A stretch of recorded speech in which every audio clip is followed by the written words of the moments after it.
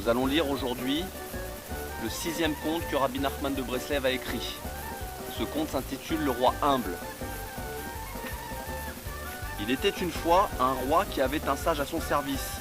Un jour, il convoqua le sage et lui dit « Il y a un roi qui se dit très vaillant, homme de vérité et humble, c'est-à-dire un homme honnête et qui ne se vante pas. C'est un héros, je le sais, car son pays est entouré par la mer. Sur cette mer voguent des navires armés de canons. Les armées sont embarquées sur ces navires et elles ne laissent approcher personne. À quelques distances de la mer sur le continent, on trouve un grand marécage qui entoure le pays et qui est traversé par un petit sentier où seulement un homme peut passer. Là aussi se trouvent des canons. Si quelqu'un vient faire la guerre, on fait tirer le canon. Personne ne peut s'approcher. Mais je ne sais pas pourquoi il se dit homme de vérité et humble. Je veux que tu m'apportes le portrait de ce roi.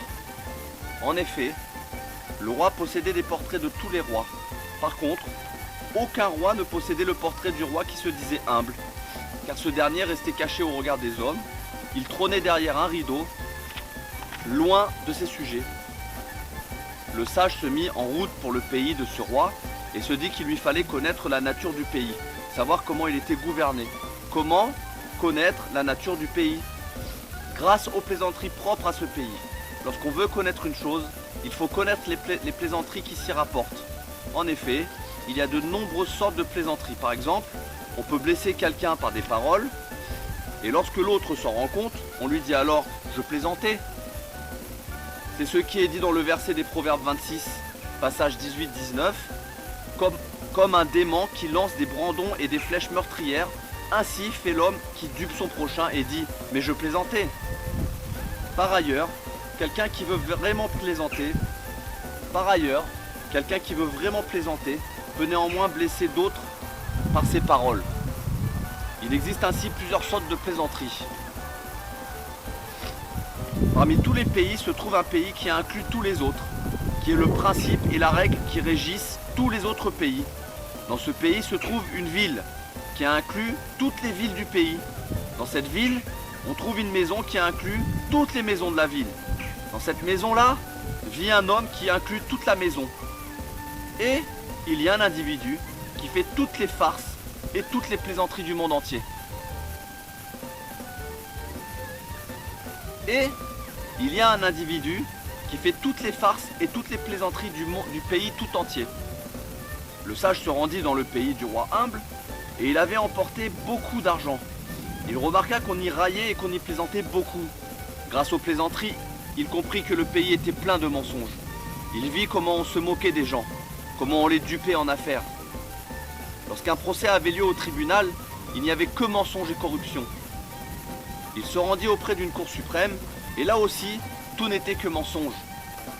Il se rendit auprès d'une cour supérieure, et là aussi, tout n'était que mensonges. On s'y raillait et on y plaisantait à propos de tout.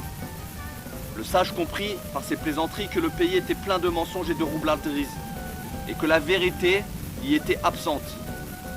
Il entreprit de faire du commerce dans ce pays et se laissa duper. Il fit un procès devant les tribunaux, qui étaient tous pleins de mensonges et de corruption. Aujourd'hui, il graissait des pattes, le lendemain, on ne le connaissait pas. Il se présenta devant une instance supérieure. Là aussi, on ne trouvait que le mensonge.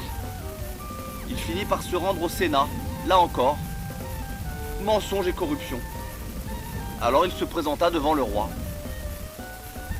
Lorsqu'il fut en présence du roi, il lui parla ainsi. « Sur qui règnes-tu? Tes sujets, petits et grands, ne connaissent que le mensonge. La vérité est absente. » Il lui décrit la duplicité qui se manifestait dans ce pays. En l'entendant parler, le roi inclina son oreille vers le rideau afin de saisir ses paroles. Il était très étonné qu'il se trouvât un homme qui connût toute la duplicité du pays. Quant aux ministres, ils entendirent le discours du sage et en conclurent une grande colère. Le sage, lui, continuait à dénoncer la duplicité du pays. Il disait « On pourrait même dire que le roi est comme ses sujets et que lui aussi aime le mensonge. Cependant, c'est tout le contraire. On voit bien que tu es un homme droit et que tu es loin de tes sujets, car tu ne peux tolérer le mensonge qui règne dans le pays. » et il se mit à chanter les louanges du roi. Étant donné que le roi était très humble et que partout où tu trouves sa grandeur, tu trouves aussi son humilité, c'est un passage de la Gemara Megillah 31a, et que les humbles sont ainsi faits, plus on les loue et plus on les exalte, et plus ils se font petits et humbles. Donc, comme le sage avait grandement loué et exalté le roi, ce dernier atteint une humilité et une modestie extrême jusqu'à n'être plus rien. Il ne put se retenir et rejeta le rideau de côté pour voir le sage, afin de savoir qui était celui qui savait et comprenait tout cela. Le visage du roi fut dévoilé, le sage le vit, en fit le portrait et le porta à son roi. Fin du conte.